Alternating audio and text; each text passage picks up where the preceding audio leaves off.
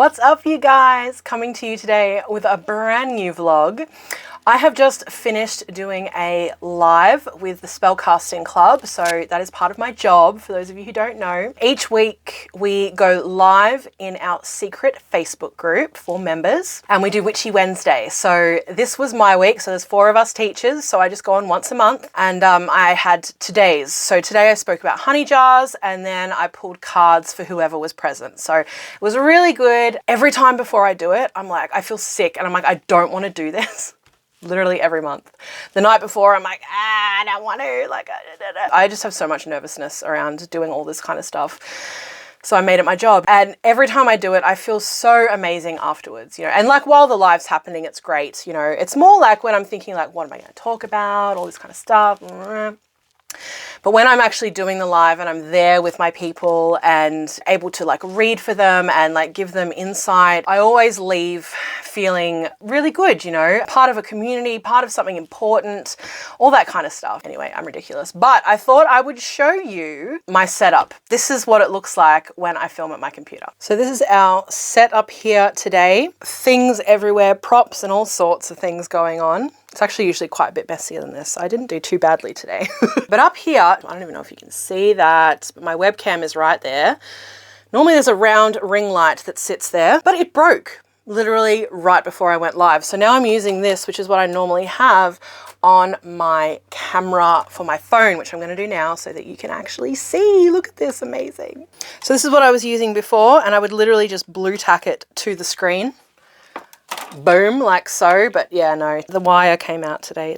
It's officially broken. So I'm going to need to fix that up for next time, because this light on the camera is definitely not as good for being on faces as a round one. So anyway, it's my new microphone. Check him out. Do a little tour of the desk, I guess, will we? These are some people I was reading for. Probably shouldn't have that out there for you to see. These were the books that I was just suggesting today for my peeps. So again, we're talking about honey jars. So the Hoodoo Honey and Sugar Spells book by Deacon Millet. Incredible. I haven't read it all. I just picked it up the other night to flick through, and I was like, oh my God, there's so much good information in here. But I've come to expect that from these books. So these little books here, 96 pages, are printed by the Missionary Independent Spiritual Church, which is linked to Lucky Mojo Curio Company. You may have heard of Catherine Yronwode. She's kind of the overseer of all this stuff. Anyway, these books are incredible. All of them. There's like, I don't even know how many. I have like 26 of them, but I think there's like 40 something of them on all different topics. But what's incredible about them is the fat is just cut out. There is no fluff. It is all gone. It is just solid information. That is what is included in these books. And many of them are hoodoo centric. There are many different titles of all different things. So this is one of them, the Hoodoo Honey and Sugar Spells book. And then this one, Paper in My Shoe. This is one of my favorite books. I absolutely love this book. So this is all about petitions. Sorry, I'm trying to figure out like where to put the book. It's all about petitions, how to write petitions, how to make petitions, what to do with petitions, all kinds of things. Everything you didn't know that you needed to know about petitions. Absolutely love this book as well. And that one is written by Catherine Yronwode. And then we were talking about correspondences, so books for people who just wanting to learn correspondences or just get prompts for correspondences and things like that. Cunningham's Encyclopedia of Magical Herbs, really good, definitely like commonly used. I mean, I don't reach for it as much anymore, but I certainly have a billion times in my practice. Love that one. And then his Crystal, Gem and Metal Magic one as well. This one I haven't super gone into for years, just because I'm not sort of big into crystals anymore much these days. I'm much more into herbs in terms of spell casting and stuff. But that's another good one, although neither of these are complete, even though they're quite fat books. There's plenty of stuff that you won't find in them, but they're a really, really good starter for anyone, you know, getting into the craft and wanting to know all that stuff. And then this one's one of my absolute favorites, Hoodoo Herb and Root Magic. So this is like Cunningham's Encyclopedia of Magical Herbs. The ingredients or the things included in here are very different. There's a little bit of crossover sometimes, but generally they have different stuff. And what I love about this one is that it also includes curios in it as well. So black hen feathers and anthill and, you know, various things, you know, not just herbs. My only complaint about this book is that it is not anywhere close to long enough. I wish that it was a tome. I absolutely adore this book, heaps and heaps. And over the other side of the desk is my little notebook. These are the books that I'm reading at the moment, which I thought I'd share with you guys. So we have The Great Witch of Brittany. So this is the fiction book that I'm reading at the moment. It's really good. So it's set in the 1700s, I think it is. And it's about a witch who is a traveler and sort of her story. So it begins when she's a kid and goes into when she's an adult and kind of follows her. An incredible magical book, really well written. I love the story. I tend to go for books that have quite a lot of romance in them. I love my romance. This one doesn't have heaps. There is certainly some romance in there, but it's not big on that. I'm saying this because the last one I read, which I shared with you guys, was like, yeah.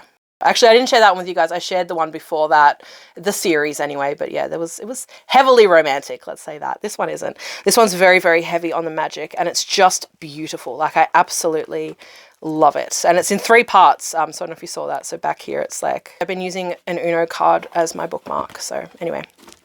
And then I have Hoodoo Justice Magic by Miss Aida. This is a really fabulous book. So far, none of the information is new to me, but I have read fairly extensively on this topic because, you know, it's something that I need to know for work. Like, people often come to me with all kinds of problems, so I seek out texts and titles and things that enable me to help them as best as possible, you know. But this is definitely one that I would recommend for anyone who is interested in Justice Magic. So let's just open to the contents so you can see what all is about. So if you're interested in any of these kind of topics, this is a great little read. Good morning, everyone. It's Sunday morning here. I'm feeling really shitty today. This is not normally something I would share, but I figure it's something we all go through, right? And sometimes it's nice to be reminded that other people are human as well. I've decided to sit here at my altar and burn a shitload of copal, frankincense, and benzoin. You cannot see how smoky it's getting in here, but basically everything above what you can see, actually it's starting to come down a bit now. It's very smoky, but I'm just needing to just fucking cleanse, you know.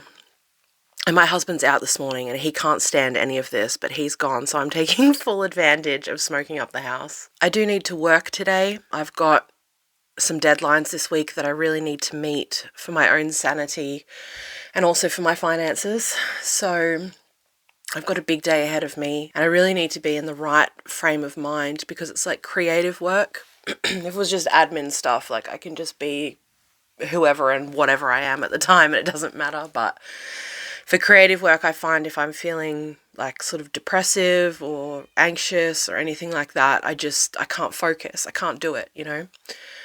So I'm going to pull some cards.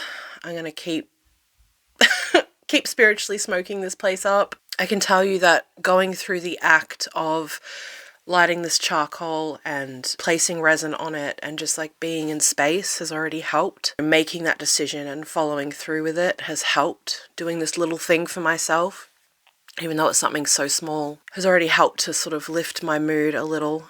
So that's really good. But I'm going to jump off screen now and I'm going to pull some cards. I'm diving into the Edgar Allan Poe deck today. It is autumn here and I just felt like a darker kind of deck. And I don't feel like this is the perfect one. The backing is my most favorite part of the entire deck. It's absolutely fucking divine. I wish the rest of the deck like matched it all better. But I was in the mood for something a little gloomy, so that is what I'm reaching for today. And I'm going to do a bit of journaling and stuff like that and lift myself out of this funk and get to work, creating and writing and doing all of that stuff that I do.